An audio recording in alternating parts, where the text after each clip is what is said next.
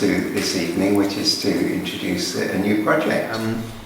I want to start off with putting this on, which is my L plate, just to remind myself and to make it clear that I'm on a learning curve, and the project that we're about to introduce is about peer group learning, teaching and learning from each other.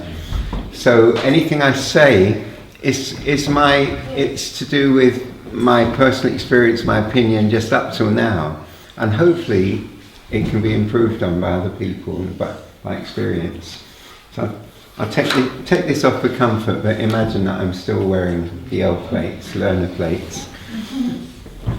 Public launch of a website, and this website is a free resource for anyone who's interested in the contribution that dance, movement and expressive arts can make to trauma release and to generally sort of community health, community emotional health. So the new website is this one. It's www.dancewise.org. You can see the camera where to point it now. And it's now live. It is born. It's it's a baby website, and the idea is for it to evolve. So what you see on there now is just starting points, and there's quite a lot of me on it because I was one of the people that started it, but the idea is for it to become more international, more diverse people from diverse places, a whole range of age groups. So bear in mind that what you're seeing it's the baby, and we hope it will grow into a much fuller, more rounded thing. So let's see. If you were to go onto the website, I don't know if you can see this page, but you just get a very nice logo that the webmaster Carl has done, and then you get a moving collage of dancers, just suggesting that it's fun to dance. Hope you don't mind if I read the mission statement. So, used with skill and empathy, dance, music and participatory arts provide life-changing supports for people emerging from trauma, and actually for everyone, in my opinion. Dance is therapeutic in many interconnected ways. As awareness shifts to the here and now, anxieties drop away. You're in a moment. What happened to that worry? It's gone. Jangled nerves are soothed. Structured rhythmic movement, just like that, restores coherence. An experience of balance, because you're always balancing, and flow, because there's like a continuum. It helps us to find our poise, our own inner balance, our agency, our sense of being able to make a difference, to be present. Helps people to interact, and it helps frozen emotions to thaw. So human society worldwide has been shaped by our past, and our past unfortunately includes quite a lot of disturbance and violence. So to create a harmonious, sustainable world, we need to reconfigure our culture. We need to come at it with fresh eyes. Some people here are in the process of building community, and I've got great respect and inspiration from what you're doing. This is part of the same project, if you like. So we need to reconfigure our nervous systems towards trust and kindness. So what's trust? Yeah, I'm going off the script now. What's trust and kindness got to do with your or my nervous system? What's the connection? You can answer. If you've lived through traumatic times, perhaps a war, perhaps somebody very close to you has died, perhaps you've been very ill, perhaps you've just seen a lot of disturbing news and it's affected you. It doesn't just affect our minds and our feelings, it actually affects the wiring of our nervous systems. It makes it harder to trust, harder to relax.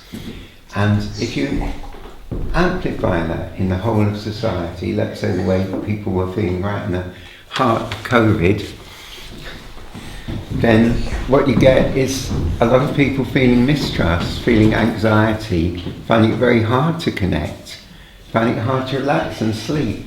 You've got a sort of vicious spiral of anxiety-driven, anxiety-driven results, and it affects the whole of society. It bounces back on the whole community. What if we could put something into the equation that had the opposite effect, that helped to soothe the nervous system, to bring us back to balance, to help us to feel more outgoing, more trusting? That's where I feel the dance and creative arts have got a big role. Now, if you get hold of, let's say, the 10 most popular trauma books that you can find on Google, they barely mention dance. I don't know why. I think some of them have got different backgrounds. They just perhaps haven't got the experience of dance. So my motivation for focusing on dance is not because it's the only resource that's useful for trauma, but because it's the missing member of the group. I feel it's actually been sort of overlooked, and to me it's possibly the most potent and universal force, if you like. Partly because it's something we can do as a group. It's not just a matter of spending years with one therapist, but we can do it together, become each other's support. So when you go onto the website, the first thing you see is, as I say, you've got this sort of like nice introduction page. You've got people, you can see people bouncing around, having a good dance. Then you get to a page, you get to an option called petals. And you think, hello, does dance have petals? Well, it does now. I created it. I didn't create it, but it's my way of summarising what I've experienced out there and what I would like to bring into the experience. So if you imagine 3 petals that are all interconnected, one petal, I've called it cultural dance. So what would cultural dance be? What's a bit of culture when you dance? Traditional dance? Exactly. Traditional dance isn't anything that has a sequence, that has a set moves, where you dance together, where you're coordinating, collaborating with other people, is cultural, because most dances like that have got cultural roots. Salsa's got cultural roots. It connects with stories, it connects with music, it connects with food, it connects with places. And every kind of folk or traditional dance has got roots that attach it to the stories and the seasons and the people and the values of a particular society. So cultural dancing is not just a way of moving and connecting with people, but it's also a way of reweaving all the links between our different experiences that tend to get unravelled and separated out in modern society. Now, some people connect very well with cultural dance. They find a stability in it, especially as it becomes part of you, as you repeat it. It becomes something like, eating with a knife and fork wasn't easy when you first tried it, but now you don't have to think about it. It becomes like that. And then when times are hard, you can dip back into a dancing circle and feel that everyone is holding everyone else and you're back in the flow. There's another kind of dance which I'm calling intuitive dance. Let's call it a different petal. So intuitive dance, nobody tells you what to do and you don't do the same as anybody else. You do your own thing, what you feel like to the music. And some people really like that way into dance. There's no right or wrong, it's whichever way moves you, whichever way suits you. And intuitive dance is used a lot in dance therapy and dance psychotherapy. It's finding out what's inside you by allowing it to express itself in movement. Sometimes there's no words, but you can move into what you feel and then start to ask your body what it's trying to tell you. These are the main 2 kinds of dancing that people do. If you went to a dance party and just danced on your own to the music, doing what you feel like, what sort of dance would you call that? Intuitive. Well, to me that's just a kind of intuitive dance. When people dance freely in their kitchen or at a party, they're dancing intuitively. And when people do it in a therapeutic setting, they tend to listen a bit more to the feelings that are coming up, to the sensations in the body, but it starts from the same place. And the third petal is one that maybe didn't exist until a month ago when I coined the term somatic dance. I've been looking at all these trauma therapists have got this toolkit, which is like a first aid toolkit. If you sort of go into reactivated trauma or just things are really hard, what can you do? What do you do? Breathe. There are various suggested breathing techniques that can very easily help us to self-soothe and self-comfort and get out of panic.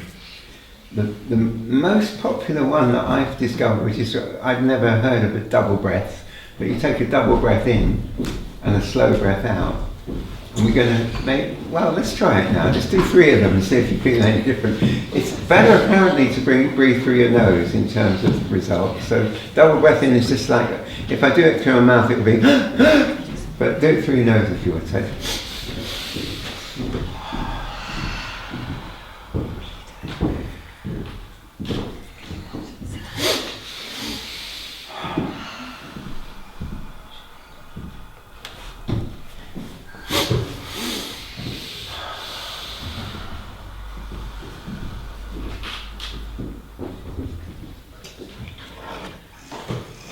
Be absolutely honest. Is there any change in how you feel?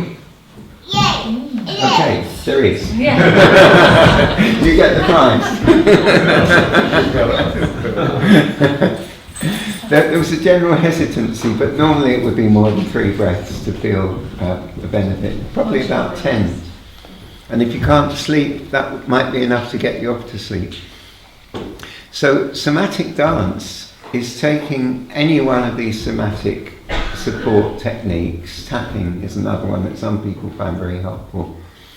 And stretching, slow stretching, yawning, singing, humming, cold water on the face, which weirdly enough calms the vagus nerve. There's various things. So all the ones that could be made into dance, I've made into dances because I think they're a little bit tedious and dull. And when you've done about 8 breaths, you think, oh God. But if you're doing it to dance, you'll get to the end of the song. You might do, I think you will. So there are now somatic dances, and that's the third petal. Then if you dig into the website, you will see a thing that says team. And I asked people to be on the team, well not really my team, on the team. One of them, I don't know if you can see from there, it's a face a lot of people know, it's lovely Peter from Inside Out. But I wanted our skill set to cover a lot bigger range than my own skill set. I wanted people who are used to dealing with trauma as psychologists and as therapists, as well as artists and dancers. So that we provide a safety net and a sort of balances and checks and learning for each other. I'm very pleased to say we've got a team.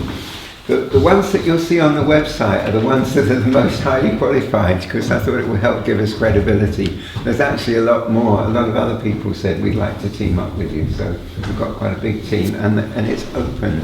You can be on our team. What we haven't yet got is young persons. And I would like there to be people who are not yet adult, because you can give us a fresh perspective and stop us from getting stuck in our ways. That's what young people are usually good at. So, another section called blogs. Well, there's one called Pleasure, the Missing Vitamin.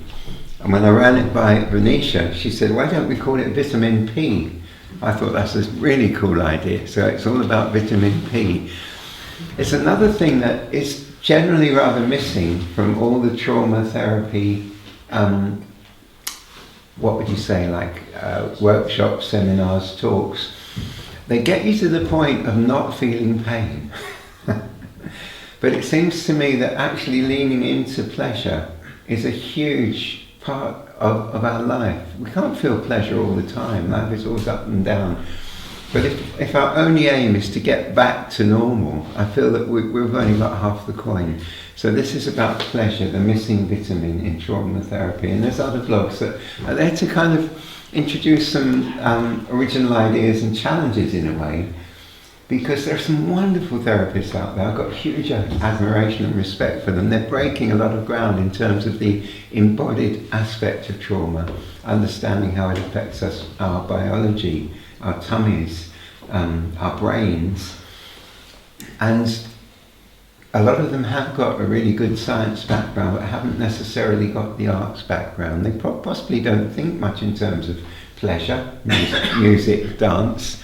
So these are all very charged superfoods, if you like, that can help in the balance of things to do with trauma release, and especially to do with collective trauma. So what is, I'm going to ask you, what do you think, or do you understand by collective trauma? Collective experience. Exactly, it is our collective experience, but what might that be? Being locked down. Being locked down, that was definitely traumatic for almost everyone. I did meet one or two people who said, thank God I seem normal now.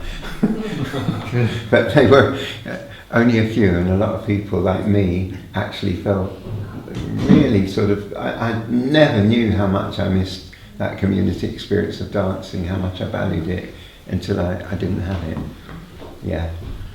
So, I mean, war, illness, waves of refugees, or being part of a wave of refugees. There are many things that are experienced by groups of people where not everyone is, let's say, not everyone is afflicted by trauma symptoms. Some people manage to tough it out, but everyone experiences something of it.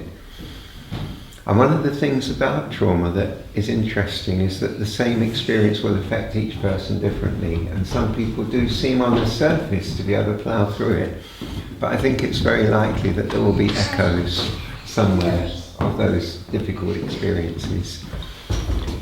So one thing I love about dance and the arts is that we can work with collective trauma. We can start to express as a group, through art, through music, through song, through dance, we can start to express some of the feelings while at the same time being held either physically or emotionally by one another, so that we provide something of a safety container for each other. We're looking out for one another.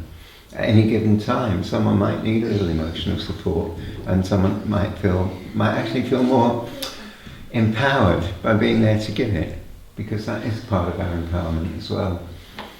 So, blessed therapists, I'm absolutely very glad that they exist, and some people really need some in-depth, skilled, experienced therapy. But I also like the idea that as a social group, as a society, we can start to become trauma aware and start to support one another through at least some of the sort of day-to-day collective trauma. Another word that people use is systemic trauma, which is like collective trauma but a little bit different. Anyone want to guess what the difference is? It's generational. Well, that's another really useful word, intergenerational trauma.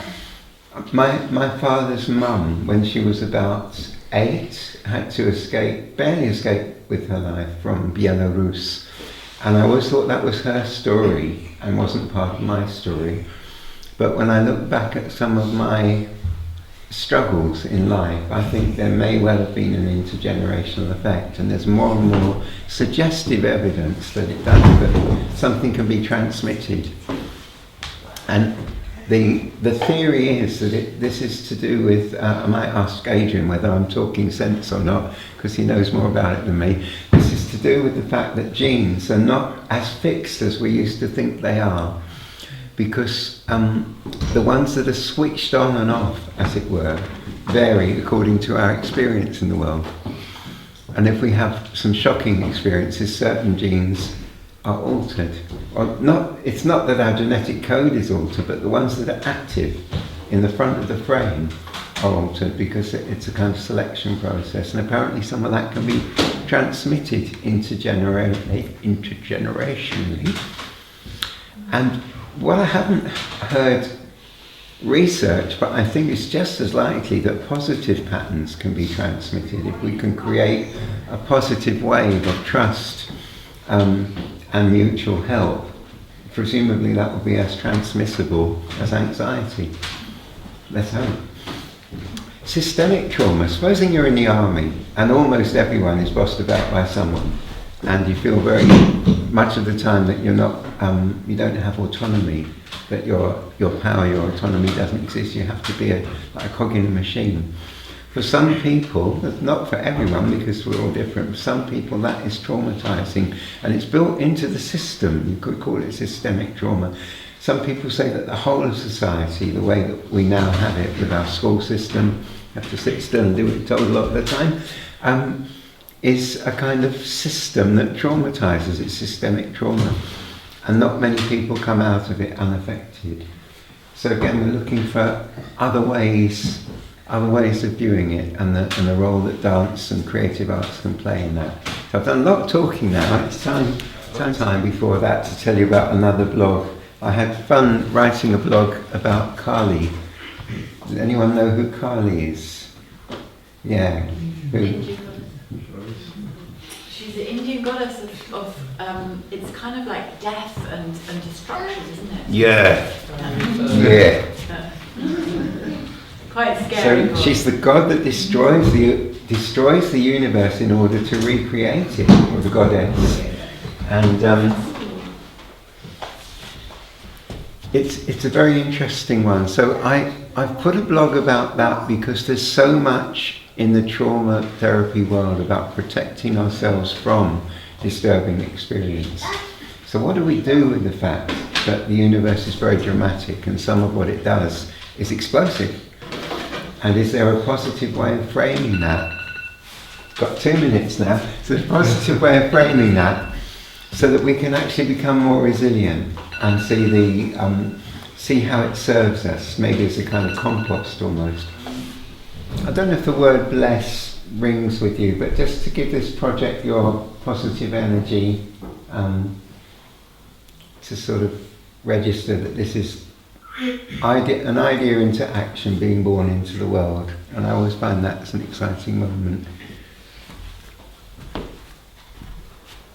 So I need a candle holder. You got the job. You're sitting there. This is Jules, my good friend and drummer. How about a match that actually works? So, for everyone who's been involved in the project up till now, for everyone who's here and who's here on Zoom, and for all the people who don't yet know about it but I hope might feel a link with it or might get some benefit from it, this is just to say, let us bless this birth.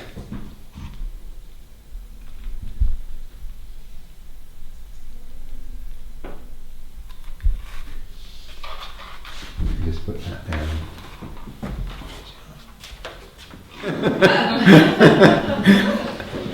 So here's an invitation to do the 3 petals of dance very briefly, and you can do this sitting or standing.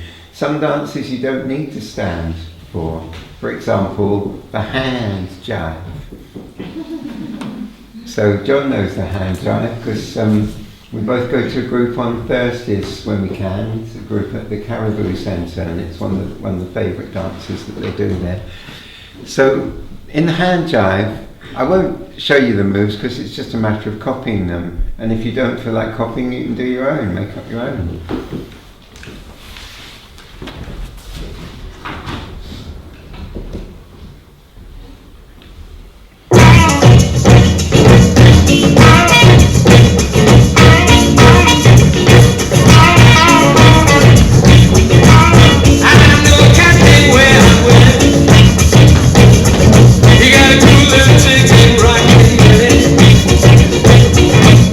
Walking strong and sing the cue.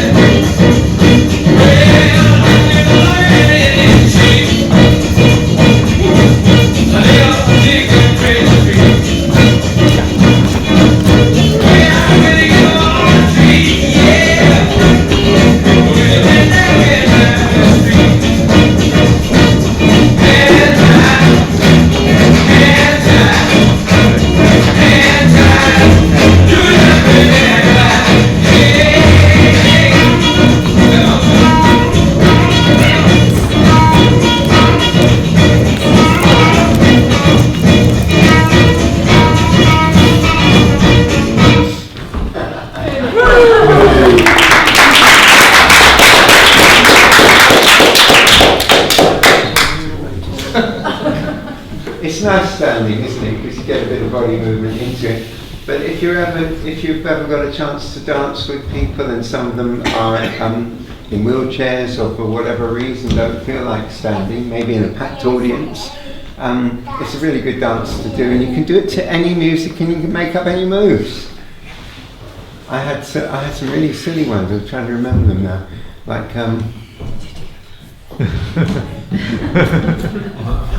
can just make them up. So where would that be in terms of like cultural, intuitive, somatic?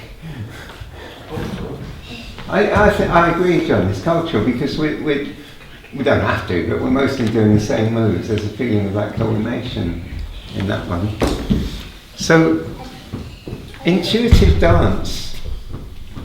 One way that people sometimes like to start with is with the eyes closed, because it's not meant to be a performance dance. It's meant to be just what arises, and it might be just very subtle. It might be almost like nobody would even notice except you. It might be as subtle as that. It doesn't have to be like, a routine or anything like that. So the music could also be intuitive. Now I'm just going to spring this on my friends because they don't know that I'm going to do this. But Jules and John, would you mind drumming for me? We're going to play some intuitive music while I offer them a chance to do intuitive dance. What I'm going to suggest that you do, either stand or stay sitting, whichever you prefer to do. Or I keep moving away from the mic. Yeah. With George. Come close to me. No, come close to me. Oh no, go on. You might get a foot in the camera. Have a famous foot. This one's going to be more gentle. I'm going to suggest just quite a sort of gentle, like a groove rhythm. Something like that, exactly, yeah. So I'm just going to suggest that you start with the eyes closed and don't try to move, but just see if your body will allow you to move. Your arms, your shoulders, your head, anything at all.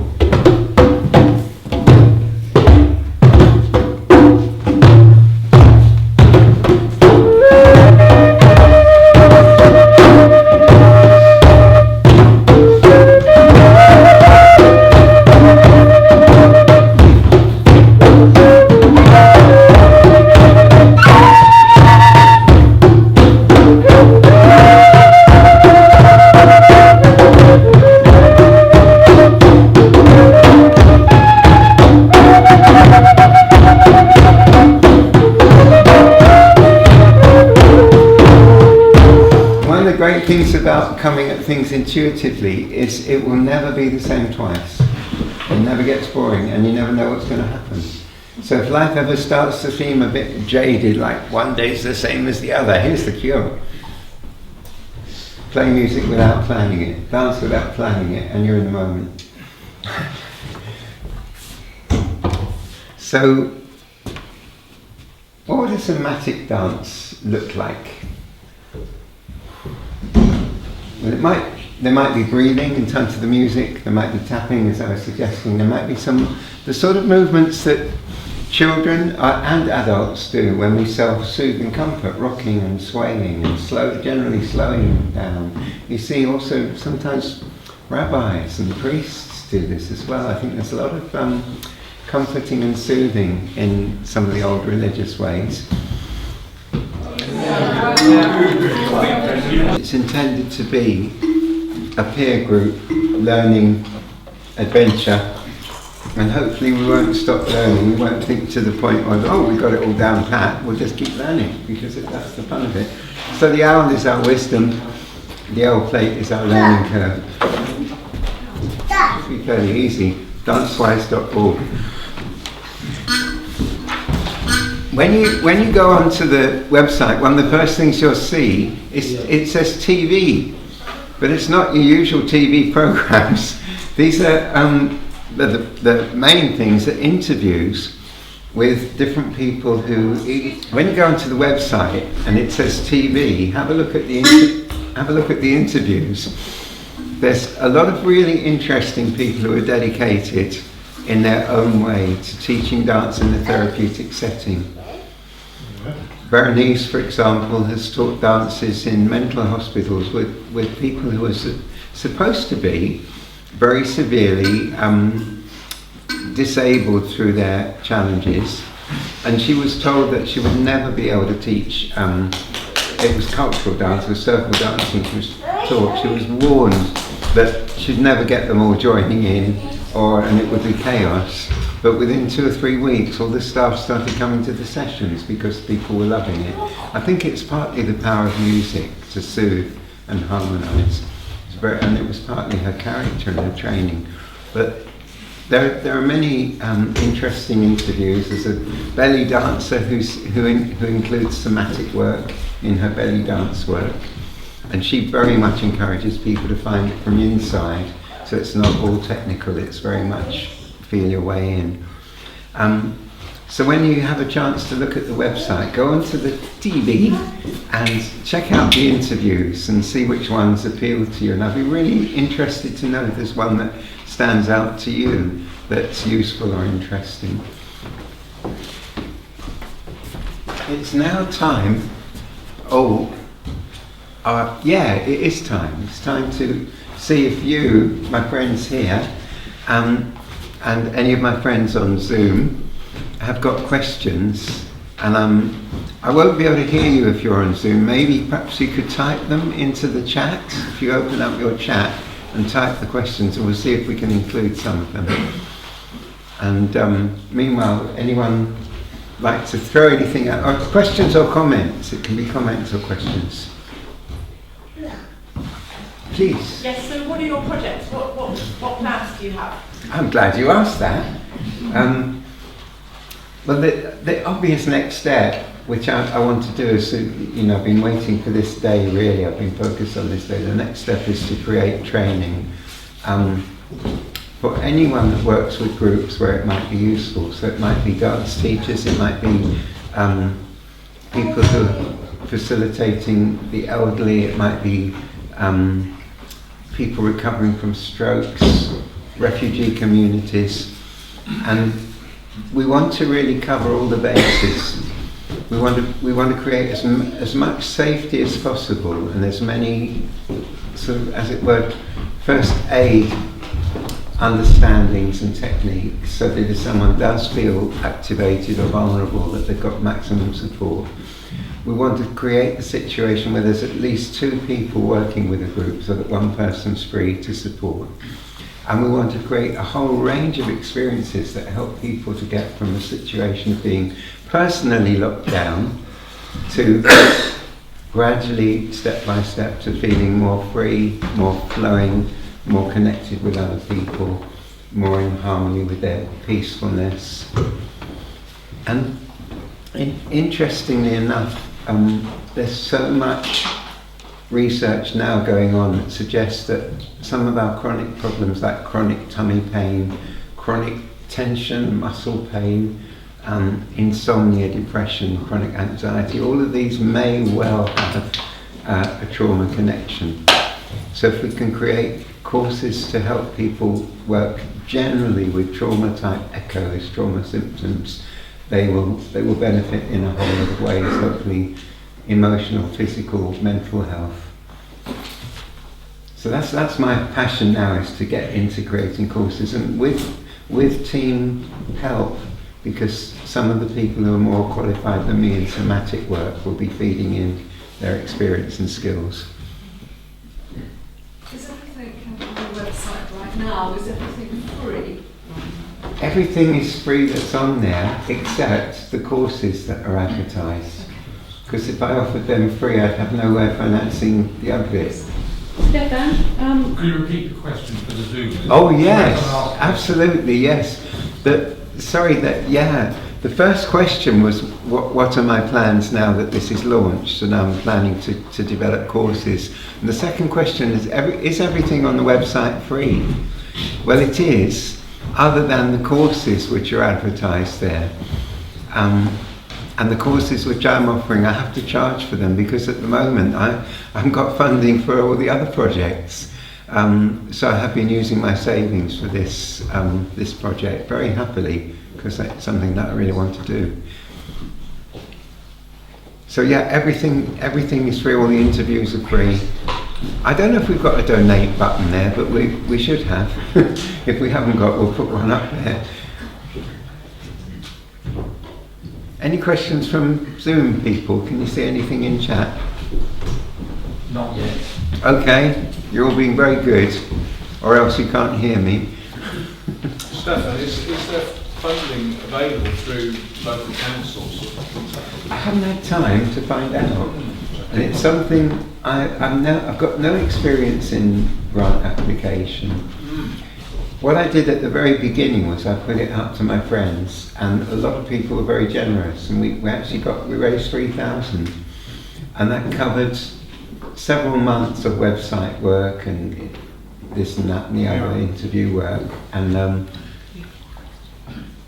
Repeat the question. what was the question? Yes, have I thought about local funding, or is there local funding available? I believe that there is, but I haven't had time. I sometimes self-blinker because I need to just get one thing done before the next. So I just thought, well, when the initial funding ran out, that friends very generously helped with, I just carried on funding it myself. But I do need to get, I hate that sort of thing, but I do need to get into funding application. Yeah. I probably won't hate it because I like words. I just hate the idea of it. Yes. What sort of support do you feel you might need from the wider community? Just say it one more time. What sort of support do you think you might need from the wider community other than financial? What sort What was the of? question? Yes. I'll say the question. What support might I or we, the project, need from the wider community? I would say engagement. I think it would be really nice. In fact, I think what I want to do in the process of developing a course is to set up a pilot course, let's say 6 weeks of a couple of hours a week, so that we can get feedback from people and so that we can improve from the feedback. So that's one thing, and I'm open to suggestions as well. Did you have, when you asked the question, did you have me thinking of something? Yeah. I'm actually not sure. I mean, there are things that I think I'm good at dance-related things and music-related things. I'm not always good at management. So in a way, I'm hoping that the team will help me to manage this. John.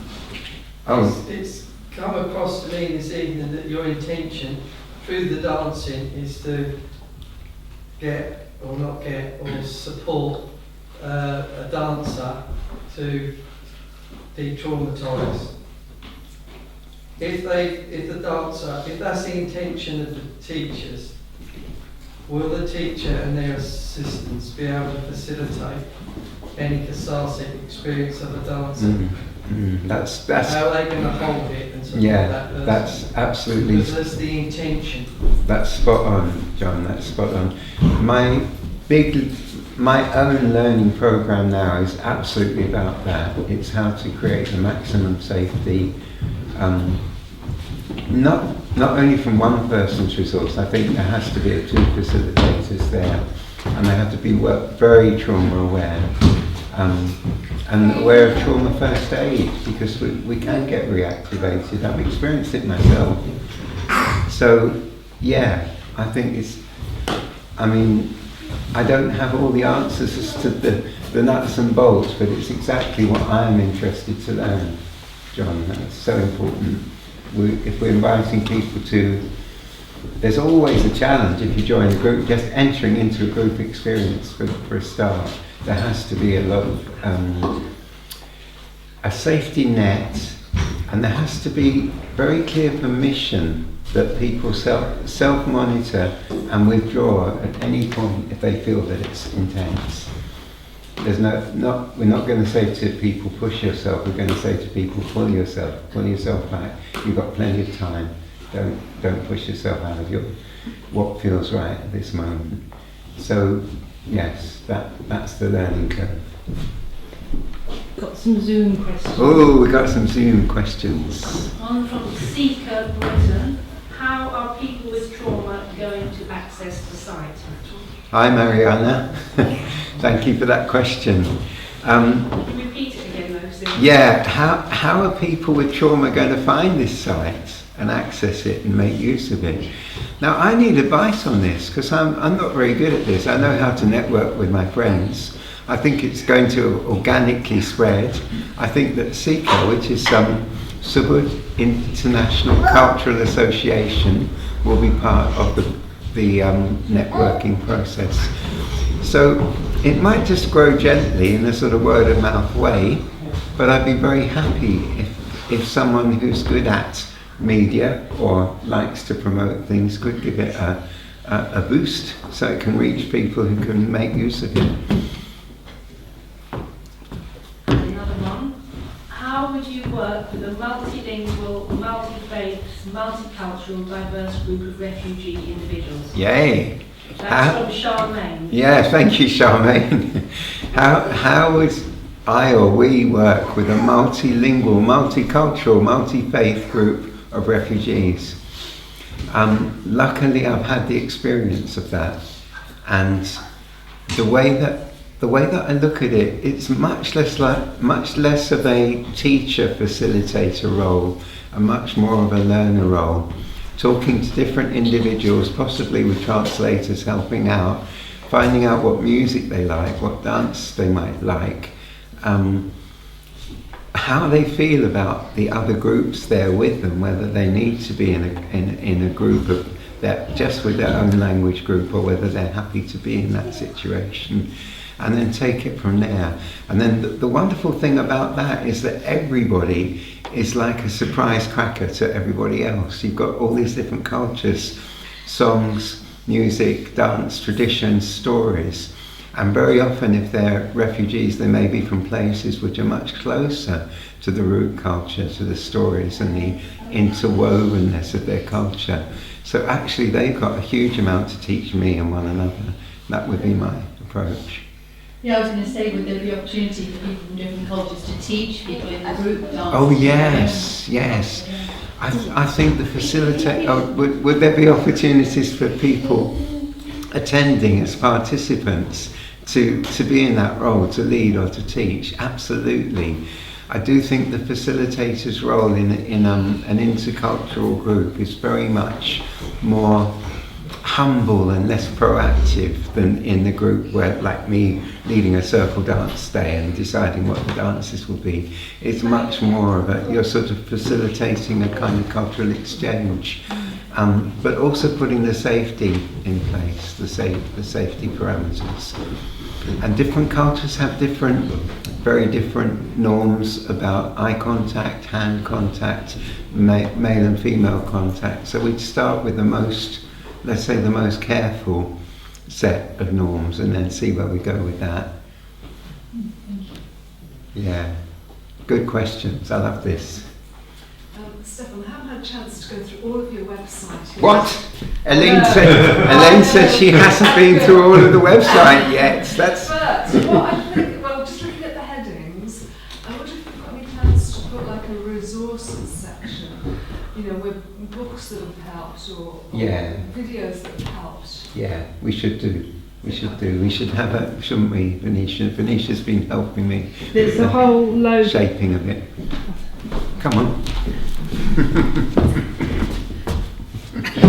There's a whole load of stuff which we've noticed from the website launch which needs tweaking, and that's one of them. Another one is on the TV page, where they've got all the videos of the interviews, is to have the bit of a blurb about each person being interviewed on there, because as it stands, nobody could know without listening to it what's on there. So that's a mission.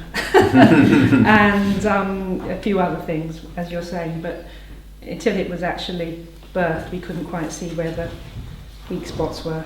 But yeah. But I do like that suggestion. In fact, one of my projects, which I haven't completed, I want to make a map of trauma therapy, because there are so many things on offer. You could get bewildered and wonder where to start. I initially thought of making it like the London Underground map, but that most people that I suggested that to said that was too silly or complicated, but it might be more like a ladder. But just to see how different therapies relate to one another, and maybe a few words about what each one has to offer. And dance, of course, won't be everybody's cup of tea. I realise that, but I do think it's got a lot more use than is currently recognised. That would be a good way to have cross pollination, if you like, of ideas. Yeah. So you go to other therapies and you share links to your site. Yes. Share links to your site. I mean, the difficulty in a way is to know how to get it all in there, because since a lot of research is suggesting that everything has relevance to trauma, and trauma has relevance to everything, so we're looking at physical health, emotional health, social connections and our relationship skills. Some trauma therapists are interested in our internal family, the community inside us, and how we negotiate. So I don't know that we can do all and everything, but we're trying to have a little arrow pointing to everything. Someone called Kennedy speaking. Hi Kennedy, glad you made it.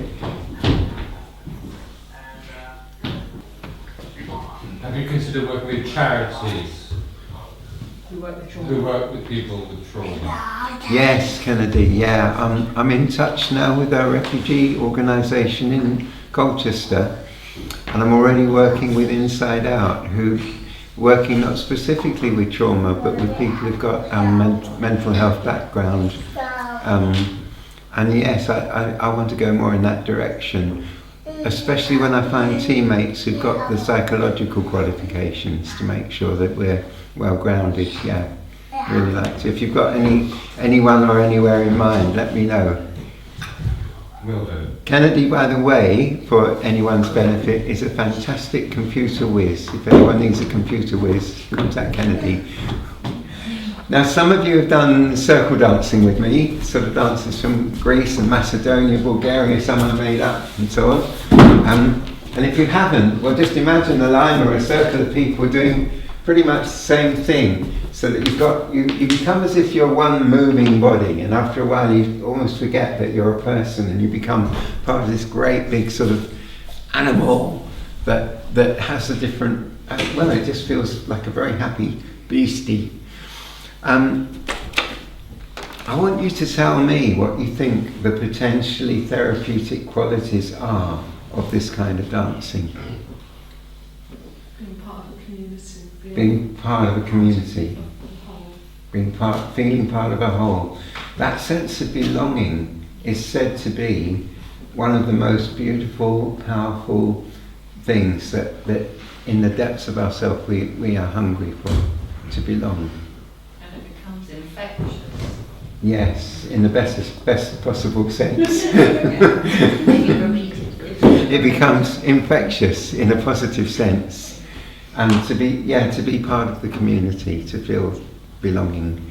Okay, you get 2 points for that. John. I'd just like to say, it is a community action doing circle dancing, but and also if you stick with it, it becomes meditative. But what I notice is that when you go to circle dances, it's a quick changeover into another dance. The idea of circling on circumference is to get in touch with that still point of potential change. Mm-hmm. So I would suggest in your trainings, yes, do the circle dance, but then pause and reflect individually. Mm-hmm. Otherwise you're going to miss the point. Like we did when we were drumming, we had some silences in it. Remember, we did that one. Yeah. So John, I don't know if the Zoomers could hear John, but John was, tell me if I got this right. John was saying that when we do circle dancing, there is that lovely feeling of togetherness, but it could go deeper if there were silences. Actually, we do often have a silence at the dance, but if you really gave people proper time to reflect, to kind of go inwardly, and maybe that some of the dances were longer. A friend of mine, Kevin Mayer, has been developing long dance, which is the more meditative circle dancers dances done for a longer period of time, so that actually you can get into a state of complete relaxation in movement. It's sometimes called moving meditation. So I think that's a very rich theme to dig into. Yeah. Great. Also, maybe I heard you speaking the other day about the difference between circle dance and dances of universal peace. Yeah. So maybe there would be, if you intersperse different kind of dances like that, where they have more meditative dances, don't they, within the dances of universal peace. That would also be a way to do that. I like that. I think, again, you may not have heard that, Zoomers, but Naraya was suggesting that we might intersperse some of the dances where we're singing and dancing, like universal peace dances, with dances where we're very much in our body, stronger movements like circle dancing. I think there's so much scope actually for a kind of a fusion, including some of the more intuitive things, where they don't have to be, at the moment it's a bit tribal, you might say, people like their particular tribe, but there's a lot of scope for, if we're thinking of therapeutic benefit rather than just entertainment, there's a lot of scope for fusion.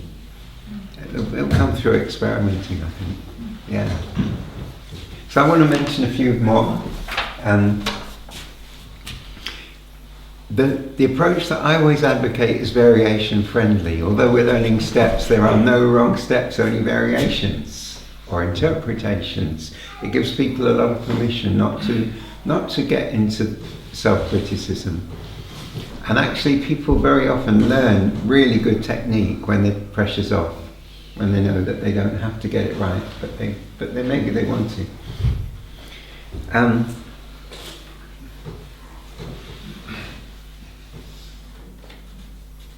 I had that down actually, digestion time at the end of a dance. The circle itself is a very ancient symbol of inclusiveness, of equality, of continuity. And I don't know if you've noticed that nearly all the old village societies, the tribal societies, indigenous societies, have dance built into the very heart of the community. It's not like a club that some people go to, it's just what people do.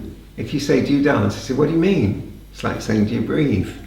Everybody does, not about who's better or worse, but that is the time when people put aside their differences and come together again, let everything drop and experience that oneness. And so a dance in a circle has an additional advantage, that it kind of demonstrates the unity, the solidarity among people. So I'm so pleased that you've come and helped me to launch this project, which is a peer group project with a lot of people involved already, even in its very short sort of embryo period, and hopefully you and other people will be involved. Keep giving me good ideas and feeding things in. I've already had 2 chats during the break with people who've got quite a lot of experience and skill in this area, and we're going to follow that up. So I'm very pleased. And those who've joined me on Zoom, I apologise that you didn't really get a chance to chat with each other. Hopefully you've enjoyed seeing each other's faces from around the world, and so pleased that you could come and join me for this blessing. I'd like to finish in a time-honoured way. It's a very ancient way with the word Om. Is everybody familiar with Om? Okay. In ancient Hindu tradition, it is said that there was a time when everything was oneness. Everything was one.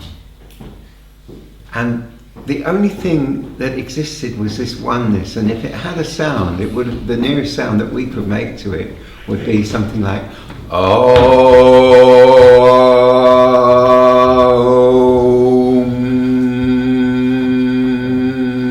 We're probably a lot deeper than that.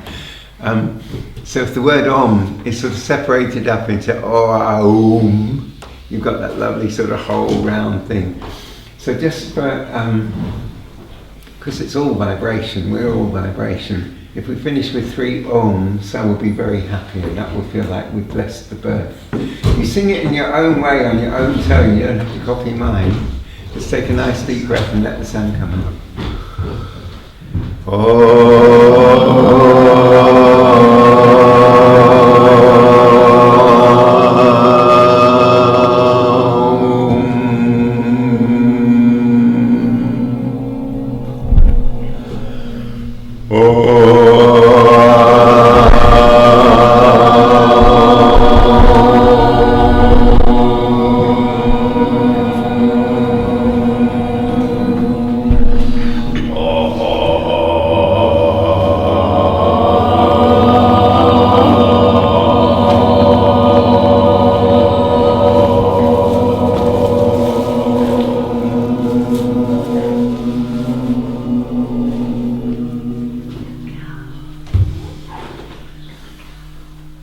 So I'm going to say thanks so much and